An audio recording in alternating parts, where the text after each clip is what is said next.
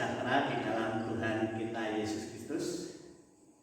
Kebenaran firman Tuhan di ibadah sore hari ini, Rabu 26 Agustus 2020, berjudul Bimbang Tenggelam.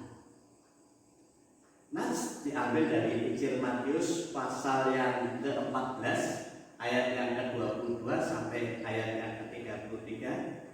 Perikop berjudul Yesus berjalan di atas air.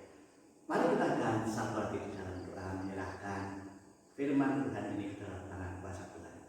Bapa di dalam surga, pada sore hari ini Bapa, kami siap untuk mendengarkan firman-Mu. Bukan hati kami, penuhi kami dengan kuasa Roh-Mu yang kudus, sehingga apa yang benar, apa yang kami dengar pada sore hari ini Bapa, tidak sia-sia begitu saja, melainkan firman-Mu Bapa akan menuntun kami, membimbing kami, sehingga kami Bapa memiliki iman yang teguh, tidak bimbang, tidak ragu.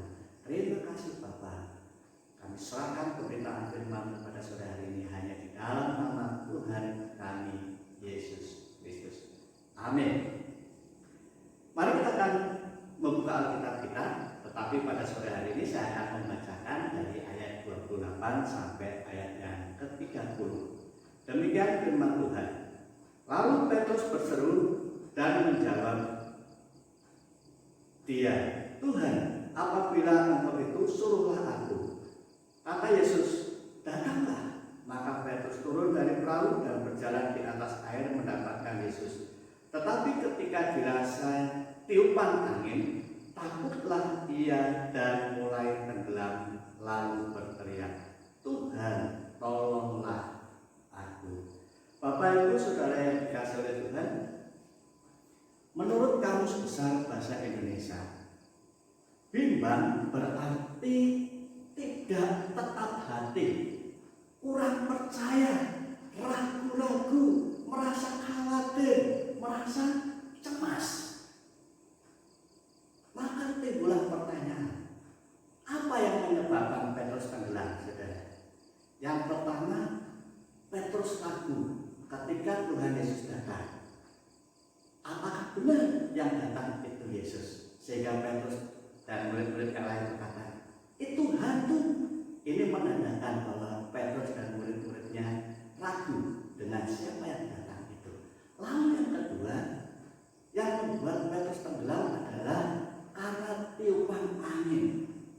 Saat Petrus berjalan di atas air, lalu karena takut, maka tenggelamlah Petrus. Bapak Ibu Saudara yang dikasihi Tuhan, kebenaran firman Tuhan pada sore hari ini memberi pesan kepada saya dan saudara. Yang pertama saudara, karena bimbang maka menenggelamkan pikirannya, maka menenggelamkan pikiran Petrus dan murid-murid yang lain. Karena apa? Karena ketika Tuhan Yesus datang, disangkanya hantu. Ini yang membuat kebimbangannya ini menjadi, pikirannya menjadi tenggelam, sehingga tidak mengenal siapa Yesus. Lalu yang kedua, Bapak Ibu Saudara yang dikasihi oleh Tuhan, karena bimbang, akhirnya Petrus tenggelam secara fisik, tubuhnya tenggelam, betul-betul tenggelam. Lalu yang ketiga, saudara, pesan yang ketiga, karena bimbang, maka mukjizat yang seharusnya diterima oleh Petrus bisa berjalan di atas air, maka mukjizat itu tidak terjadi. Saudara yang dikasihi oleh Tuhan, perlu kita ketahui bahwa iblis memanfaatkan kebimbangan manusia, termasuk saya dan saudara, untuk masuk dan menghancurkan diri kita, untuk masuk menghancurkan diri kita. Saudara, dengan demikian saudara, iblis memanfaatkan betul-betul kebimbangan. Yang pertama, iblis berusaha dengan kebimbangan, maka manusia akan tenggelam oleh pikirannya sendiri. Lalu yang kedua, iblis berusaha menenggelamkan manusia secara fisik, betul-betul secara fisik. secara fisik sehingga tubuhnya menjadi lemah, tubuhnya menjadi tidak berdaya. Dengan demikian maka fokus anak-anak Tuhan itu untuk tidak lagi untuk memuliakan Tuhan. Fokusnya sudah pecah di dalam memuliakan Tuhan karena fisiknya lemah, karena fisiknya sakit. Seperti contohnya Ayub. Saat Tuhan izinkan iblis untuk datang kepada Ayub, maka tubuh Ayub saat itu mengalami sakit yang luar biasa. Lalu yang ketiga, iblis berusaha menenggelamkan ataupun menggagalkan mujizat Tuhan.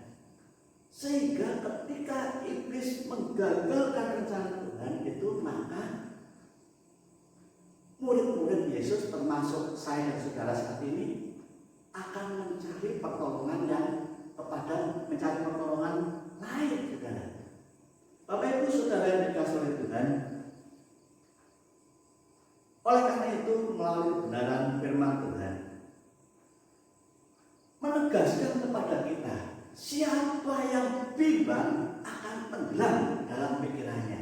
Siapa yang bimbang akan tenggelam secara fisik, bisa mendatangkan sakit penyakit, saudara. Orang yang bimbang itu bisa mendatangkan sakit penyakit karena bimbang, maka menggagalkan mujizat Tuhan. Yang seharusnya mujizat Tuhan itu kita terima, karena bimbang maka itu tidak terjadi di dalam kehidupan kita.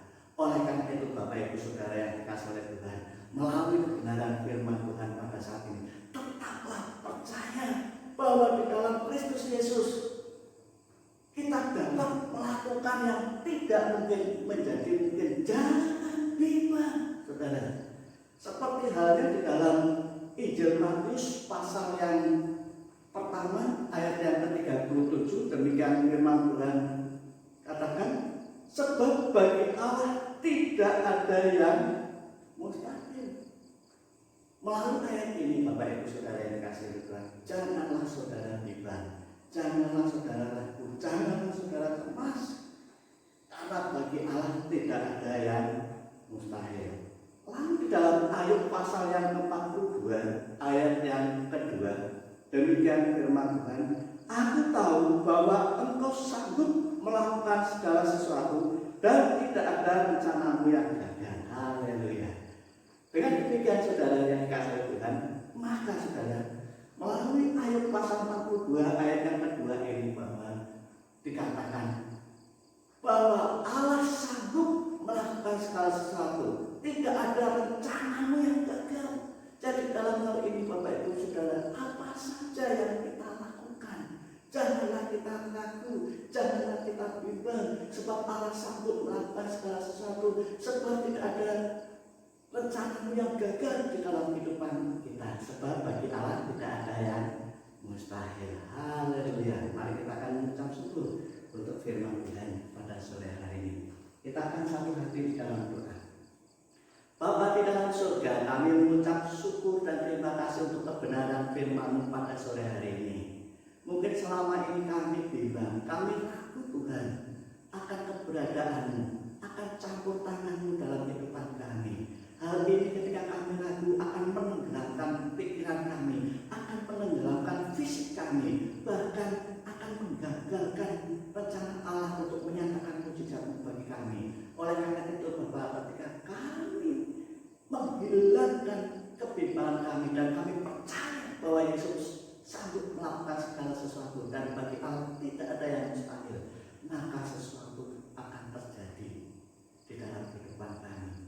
Terima kasih Bapak, berkati kami semuanya yang saat ini mengikuti ibadah doa di rumah mereka masing-masing. Demikian juga Tuhan akan berkati untuk setiap orang yang mendengarkan dimanapun mereka berada. Sore hari ini Bapak, sebelum kami mengakhiri, kami mau berdoa untuk seluruh sidang jemaat-Mu. Bapak akan memberkati di dalam rumah tangga mereka. Tuhan akan memberkati di dalam pekerjaan mereka, aktivitas mereka. Demikian Tuhan akan memberikan kekuatan kesehatan bagi tubuh mereka. Kami juga menyerahkan Bapak untuk anak-anak-Mu yang ada di luar kota. Kami percaya Tuhan akan memberkati, Tuhan akan memberikan kehidupan mereka untuk takut akan Tuhan, sehingga di dalam menjalankan pekerjaannya sungguh-sungguh Bapak